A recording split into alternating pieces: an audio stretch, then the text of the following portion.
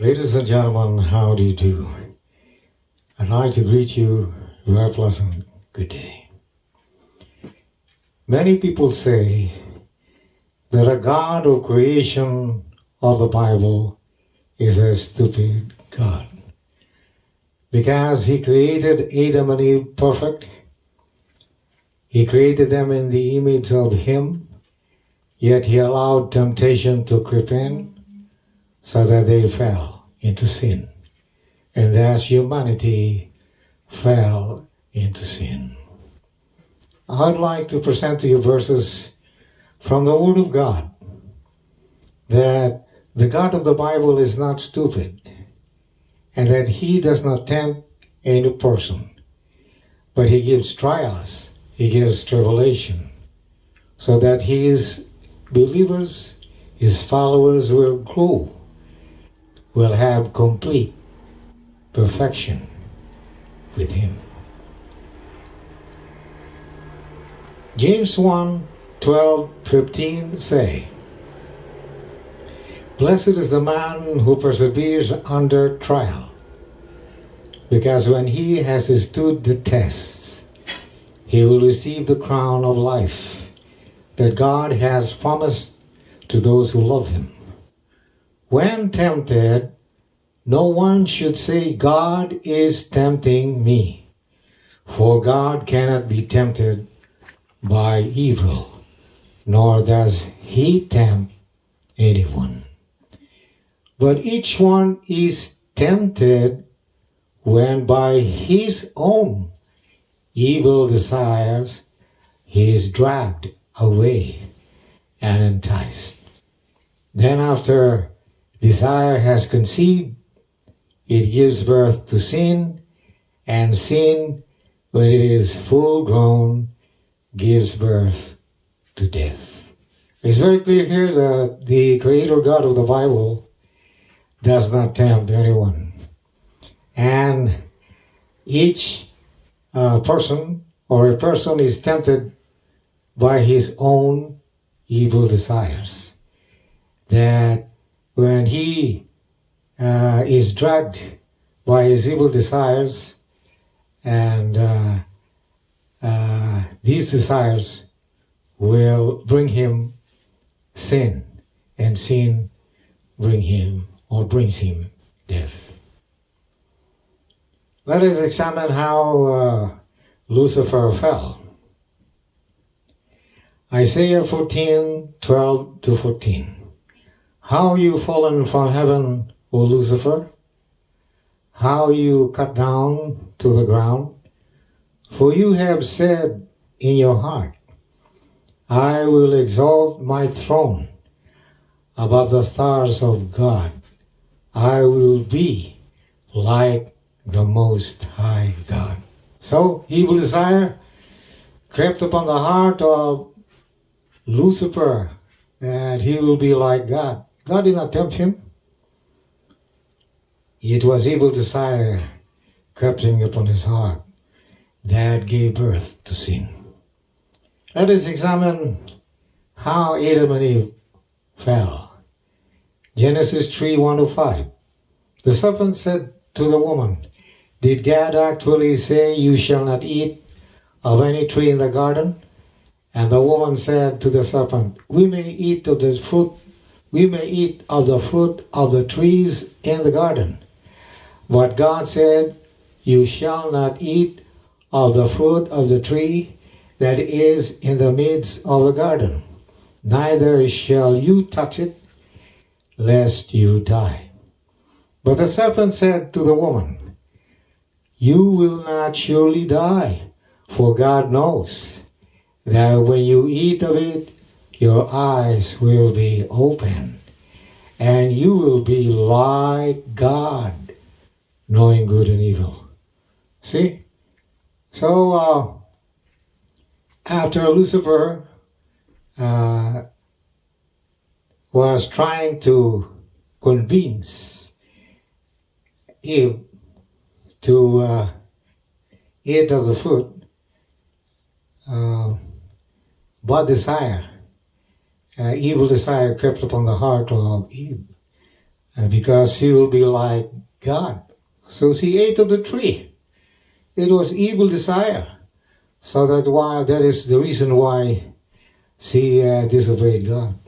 It was evil desire creeping upon her heart. Now, why are these things happening? Because God has given man, given Lucifer, giving demons the freedom to choose between evil and good. Now, Galatians 5:13. You, my brothers and sisters, were called to be free, but do not use your freedom to indulge in the flesh. Meaning, do not indulge in evil desires. As they are of the flesh, you will rebel against God. You will disobey. Romans 6:12. Let not sin reign in your mortal bodies to make you obey its passion. See? Most of the time, people do not need Lucifer to tempt them. It is the evil desire that is within that is tempting them. So temptation comes in two ways. One is through evil desires in our hearts. We don't need Lucifer to tempt us.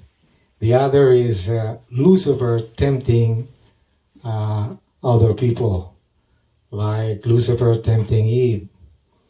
So it's not necessary for God to tempt people.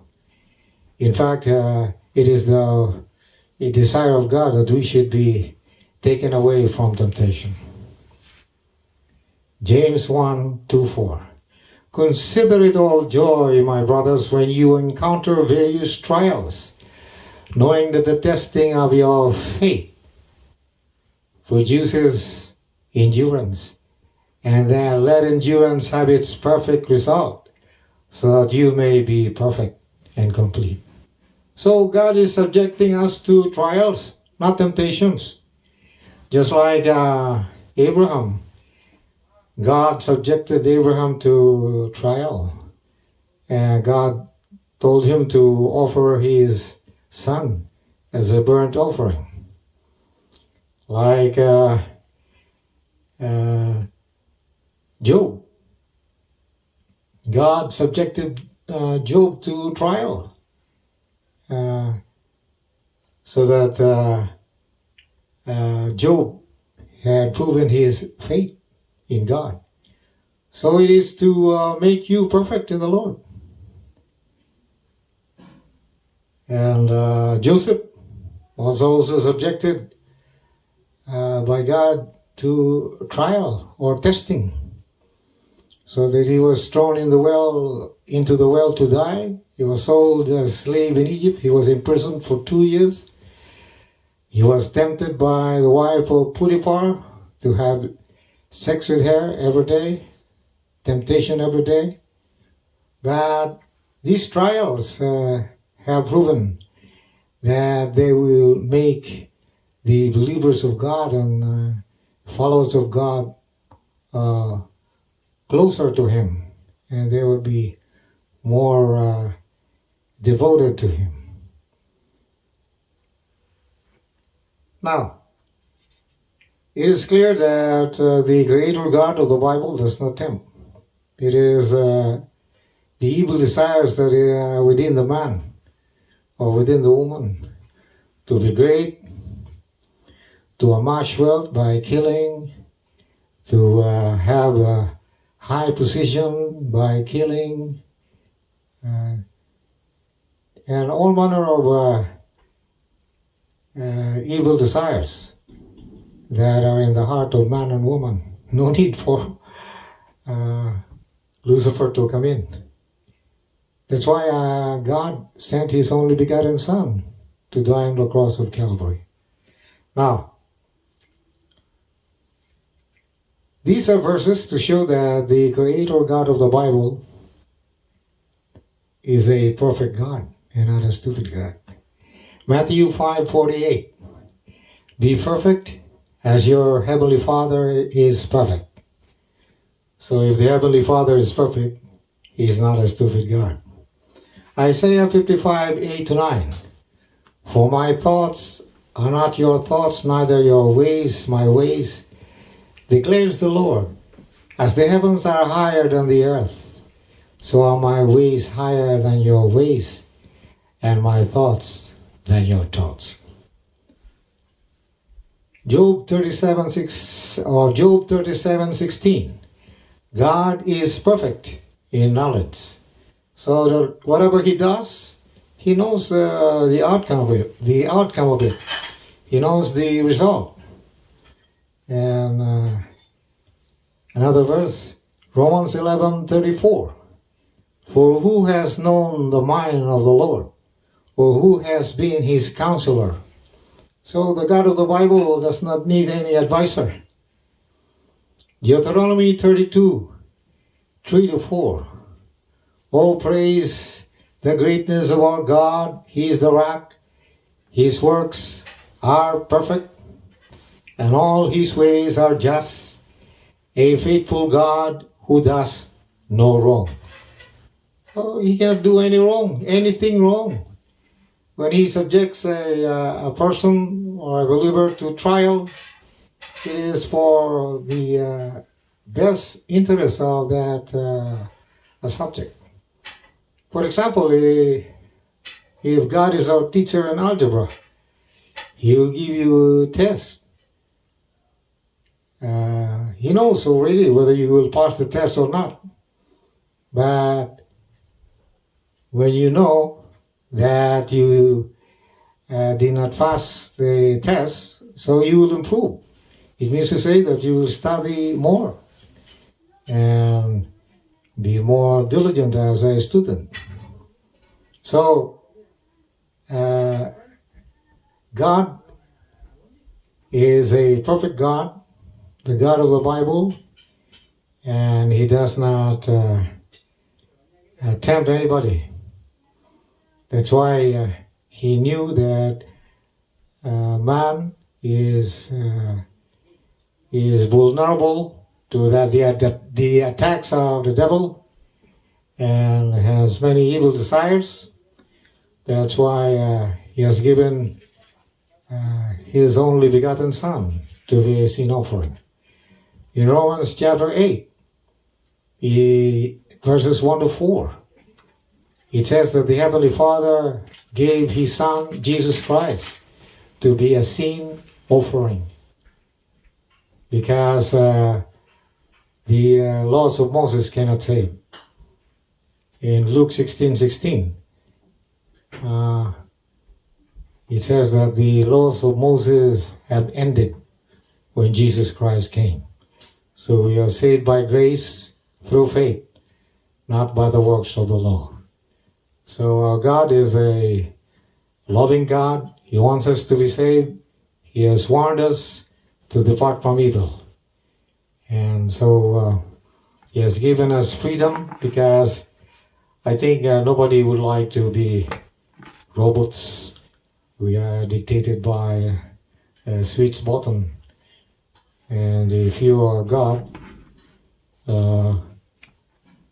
you don't like followers by push button only, because he is giving you testing to prove your love for him.